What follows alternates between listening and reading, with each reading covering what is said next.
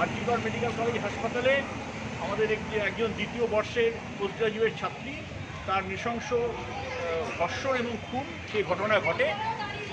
তারপর থেকে আমরা দেখছি যে এই ঘটনাটাকে ধামাচাপা দেওয়ার জন্য সরকারি বিভিন্ন মহল থেকে বিভিন্ন চেষ্টা হচ্ছে। তার প্রতিবাদে প্রথমে ডাক্তারি ছাত্রছাত্রীরা, নার্সিংয়ের ছাত্রছাত্রীরা এবং তারপর সমস্ত স্তরের মানুষ তার বিরুদ্ধে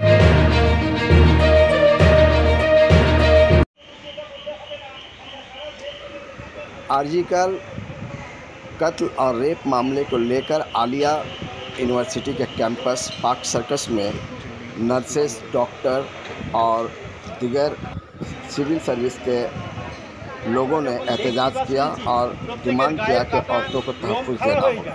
এখন এই রকম ঘটনা আগামী দিনে কি ঘটবে না তাও কিন্তু এখনো পর্যন্ত আমরা বুঝতে পারছি না।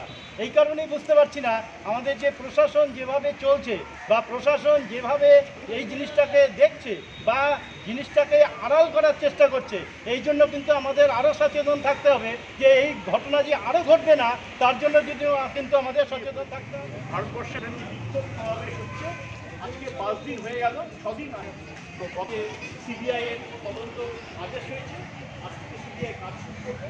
তার আগে আমরা দেখলাম যে গতকাল আবার চেষ্টা করছিল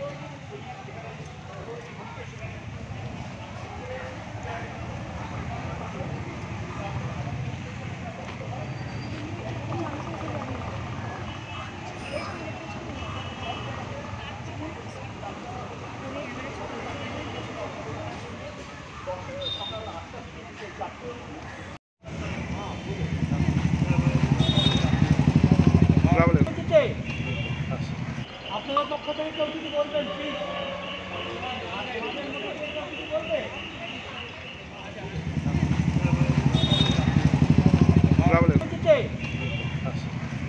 এবার বলবেন ডাক্তার নয় আমাদের। আপনারা সবাই জানেন যে গত শুক্রবার ভোরে আরজিকর মেডিকেল কলেজ হাসপাতালে আমাদের একজন দ্বিতীয় বর্ষের পোস্ট গ্রাজুয়েট ছাত্রী তার নৃশংস ধর্ষণ এবং খুন সেই ঘটনা ঘটে। তারপর থেকে আমরা দেখছি যে এই ঘটনাটাকে ধামাচাপা দেওয়ার জন্য সরকারি বিভিন্ন মহল থেকে বিভিন্ন চেষ্টা হচ্ছে।